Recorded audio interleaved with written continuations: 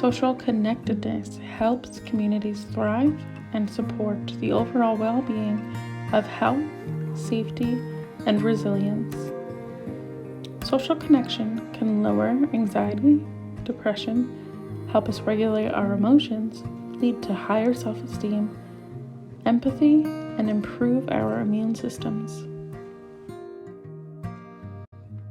My name is Keegan Alba. I use he, him pronouns, and I'm the executive director at Dad Guild. Social connection is at the core of the work that we're doing. And we have a growing peer support network of over 1,000 dads at our organization. And this one time where I saw it work so really well, I've seen it work so many times. This one dad reached out to our private Facebook group of like 600 dads, and he said, I'm having a hard time. I'm angry, I'm yelling, my kids are crying. And I wrote down this quote he ended this post with was, I feel alone, lost, and hopeless. Over the next 24 hours, we had about 36 different dads reach out to this guy and validate his experience, validate his emotions, share what they've gone through, offer readings, offer podcasts, and just be there. The next day, the same dude who was alone, lost, and hopeless now said, I am overwhelmed by the love, support, and encouragement from this group. That social connection, that love and support doesn't just impact him, it impacts his children, it impacts his family, and it impacts his community. Hi, I'm Jen Rodriguez. I'm the Family Tree Coordinator here at Northshire Day School in Manchester, Vermont.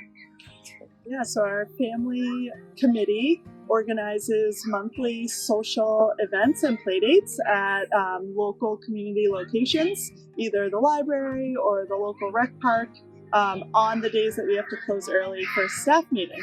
And so these are times that families can come together and watch their kids play together, interact with other parents. And I have the unique opportunity to be able to attend those events and provide transportation for some families where that's a barrier.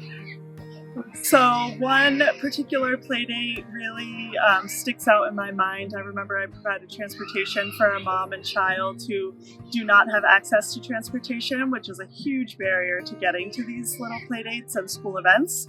And on the way home, mom just expressed such deep gratitude and actually was moved to tears, happy tears about it.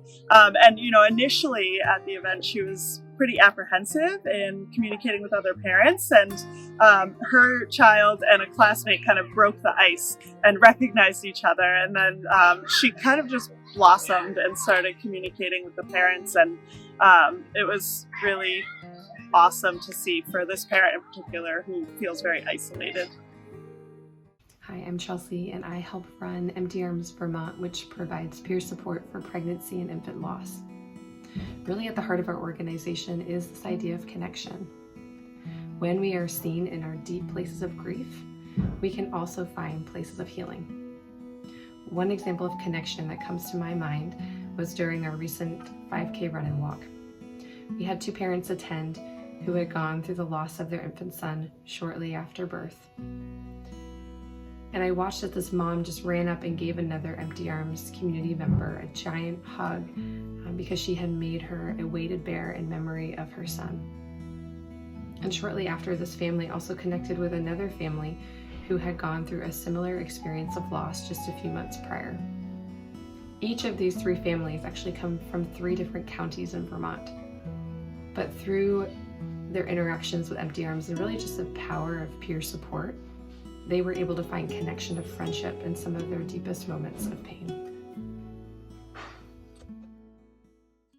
Hi, I'm Danielle Monroe, Executive Director of Wonder Feet Kids Museum in Rutland, Vermont. One of the key tenets of a children's museum is the idea that kids get to work on social emotional skills by, from a very early age, playing and interacting with kids from across the socioeconomic spectrum, from every neighborhood and town in our region. But one of the components that we have found has been the most impactful is actually the social emotional growth that parents are doing while they're here.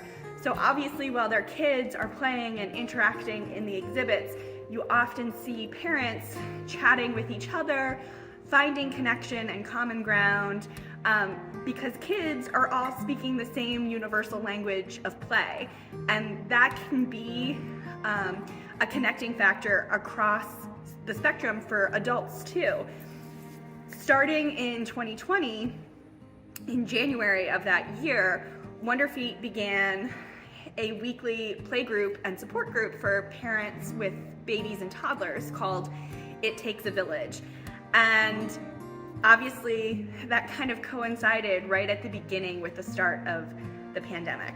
And we came back to doing that program in person as quickly as possible. So by the summer of 2020, we were back in person.